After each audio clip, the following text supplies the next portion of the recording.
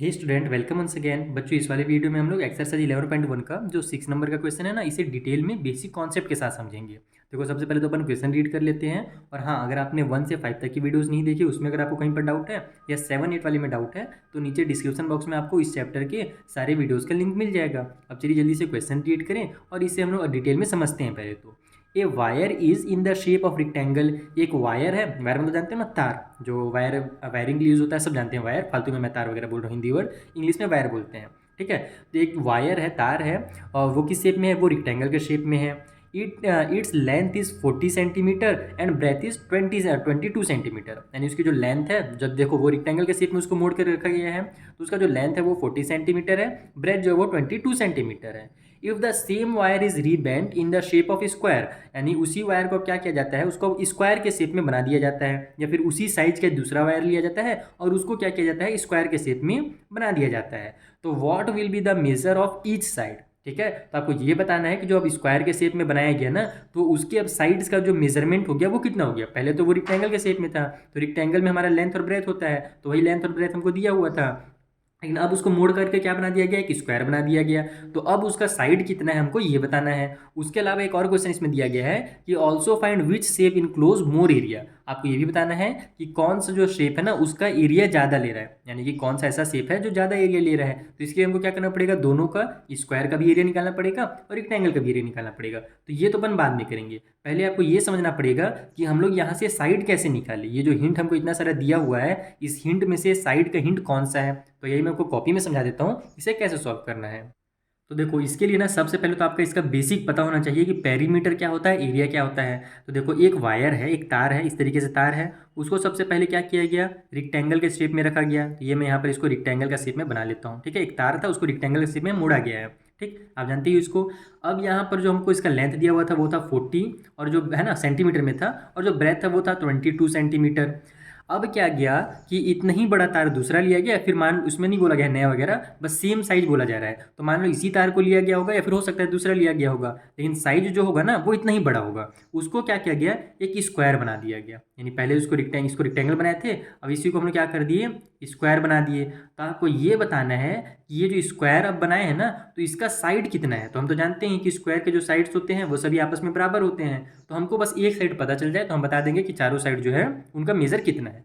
तो अब ये कैसे पता लगाया जाए, तो यहाँ पर अगर आप देखोगे ना, तो एक चीज़ यहाँ पर कॉमन रहता है कि जब कभी भी अगर सेम साइज लिया गया है, जैसे देखो यहाँ पर इतना बड़ा तार था, उसी को ऐसे मोड़ा गया, यहाँ से यहाँ तक गया, यहाँ से यहाँ तक गया, यहाँ से यहाँ तक गया, तो इसका जो टोटल लेंथ है ना और इसका टोटल लेंथ है, वो दोनों तो आपस में इक्वल ही होगा। यानी कि देखो, दूसरा तार नहीं लिया गया है। थोड़ी देर के लिए आप अपने दिमाग से ये बात निकाल दो कि वहाँ पर दूसरा तार लिया गया है। आप ये समझ लो कि यहाँ पर सेम तार का यूज़ किया गया है। तो जब इसका साइज जितना होगा उतना ही तो इसका भी साइज होगा। बस इसका शेप था रेक्टेंगल का, इसका शेप था स्क्वायर का। तो इसका मतलब क्या हुआ कि यहाँ से यहाँ तक, यहाँ से यहाँ तक, फिर यहाँ से यहाँ तक और यहाँ से यहाँ तक, ये जो टोटल यहाँ से हमने अभी डिस्टेंस लिया, ये क्या होगा, इसका और इसका आपस में इक्वल होगा। तो इसका मतलब क्या है कि अगर अपन इसका पेरीमीटर निकालते हैं, बाहर बाहर का जो डिस्टेंस रहता है उसको क्या बोलते हैं, पेरीमीटर बोलते हैं। तो अगर अपन इसका पेरीमीटर निकाल दें रेक्टेंगल वाले का, तो हमको स्क्वायर वाले का पेरीमीटर पता चल जाएगा। तो इसमें आपको सबसे पहले क्या करना है, क्वेश्चन नंबर 6 में लिखना है कि अकॉर्डिंग टू क्वेश्चन, जो हमारा पेरीमीटर होगा स्क्वायर रेक्टेंगल का, वो पेरीमीटर होगा स्क्वायर का, क्योंकि दोनों में सेम तार का यूज किया गया है। यहाँ पर लिखोगे कि पेरीमीटर, एक second, perimeter of rectangle is equal to perimeter of square. इस तरीके से आप पहले तो बता दो। अब क्या करेंगे अपन, यहाँ पर इसका पेरीमीटर निकाल लेते हैं। तो आप लिखो पेरीमीटर, फिर से पेरीमीटर ऑफ रेक्टेंगल। पेरीमीटर का फॉर्मूला क्या होता है रेक्टेंगल का, 2 मल्टीप्लाई लेंथ प्लस ब्रेथ। ये पेरीमीटर का फॉर्मूला है, बस जल्दी से इसको पुट कर दो, तो हो जाएगा 2 मल्टीप्लाई लेंथ है 40 प्लस ब्रेथ है 22। दोनों है मीटर में, तो लास्ट में आंसर हमारा मीटर में ही आएगा। मीटर मीटर ऐड होता है तो मीटर ही आता है, जब मल्टीप्लाई होता है तब मीटर के स्क्वायर होता है, ये ध्यान रखना। तो ये हो जाएगा हमारा 40 और 22 कितना हो जाएगा, हाँ 40 और 20 60 और 2 62 हो जाएगा। तो ये हो गया इतना। अब इसका 2 से मल्टीप्लाई कर दो, तो 2 2 जा हो गया 4, 2 6 जा हो गया 12, यानी कि 124 मीटर जो है ना, वो क्या निकल गया, पेरीमीटर निकल गया हमारा रेक्टेंगल का। तो अगर इसका पेरीमीटर 124 है तो इसका भी पेरीमीटर 124 ही होगा।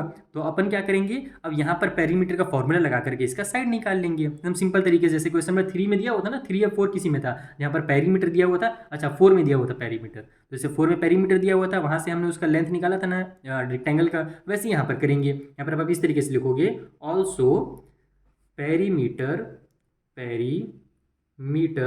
Of square is equal to 124 metre. यानी कि रेक्टेंगल का अगर इतना निकला है तो स्क्वायर का भी 124 मीटर होगा। तो आप पेरीमीटर का फॉर्मूला लगा दो स्क्वायर का, तो स्क्वायर के पेरीमीटर का। और ये देखो जो मैं डायग्राम बना रहा हूँ ना, अगर आप फेयर वगैरह में सॉल्व करोगे तो पूरा पूरा वहाँ पर स्क्वायर और रेक्टेंगल लिखोगे। मैं केवल टाइम बचाने के लिए यहाँ पर इस तरीके डायग्राम बना दे रहा हूँ, ठीक है। तो इसका पेरीमीटर का फॉर्मूला क्या होता है, 4 मल्टीप्लाई साइड होता है।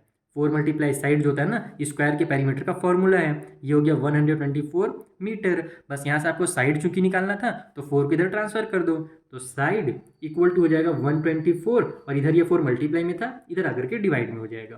तो यहाँ से हमारा 4 1 जा 4, 4 3 जा 12, और फिर से 4 1 जा 4 आ गया। तो डिनोमिनेटर में 1 है, लिखने की जरूरत नहीं है। ऊपर 31 आया, इसका मतलब जो साइड निकला हमारा स्क्वायर का वो 31 मीटर निकल गया। देखा कितना सिंपल था।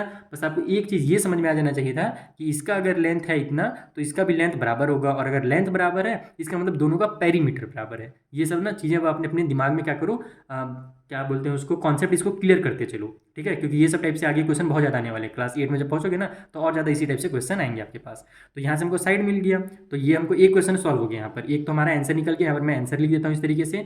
दूसरा क्वेश्चन था कि ये बताइए कि किसका एरिया ज़्यादा है, तो दोनों का एरिया निकाल दो जल्दी जल्दी।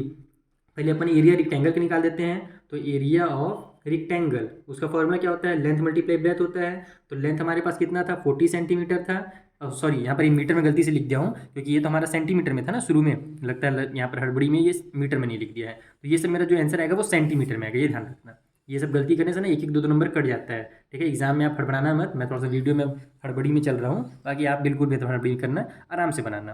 तो ये भी हमारा लेंथ भी क्या था, सेंटीमीटर में, ब्रेथ भी सेंटीमीटर में था। तो 40 सेंटीमीटर मल्टीप्लाई 22 सेंटीमीटर हो जाएगा।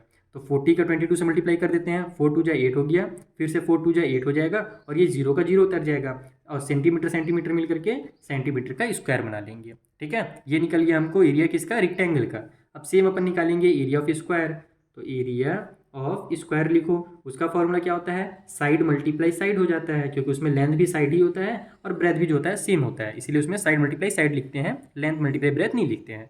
तो उसका साइड कितना निकला है, 31 निकला है। तो 31 सेंटीमीटर, इसको भी सेंटीमीटर कर देता हूँ, मल्टीप्लाई 31 सेंटीमीटर। अब दोनों का मल्टीप्लाई कर लो, तो इसका डायरेक्ट तो बनेगा नहीं, मैं साइड में कर लेता हूँ।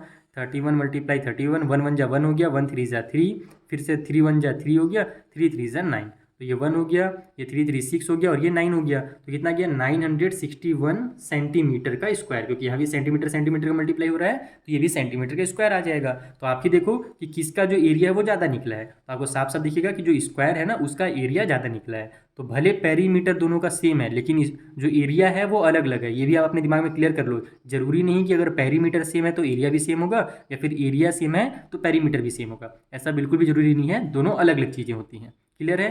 तो यहाँ पर हमको दोनों का आंसर मिल गया। आई होप आपको बहुत अच्छे से क्लियर हो गया होगा ये क्वेश्चन। अब मिलेंगे अपन नेक्स्ट वीडियो में, यहाँ पर जो अगला क्वेश्चन है उसे एकदम इसी तरीके से सिंपल मेथड में सॉल्व करना सीखेंगे। Thank you for watching. हाँ, लास्ट में ये जरूर लिख देना ना कि एरिया ऑफ स्क्वायर इज क्या था, क्या क्वेश्चन पूछा था, कहाँ गया मेरा question number 6, rebend also find which shape enclose more area. तो यहाँ पर आप लिख देना कि square shape enclose more area. एकदम सिंपल स्टेटमेंट ज़्यादा लंबा चौड़ा मत लिखना, मेन फोकस करना क्वेश्चन को समझ करके सॉल्व करने में, ठीक है। अब मिलते हैं नेक्स्ट वीडियो में। Thank you once again.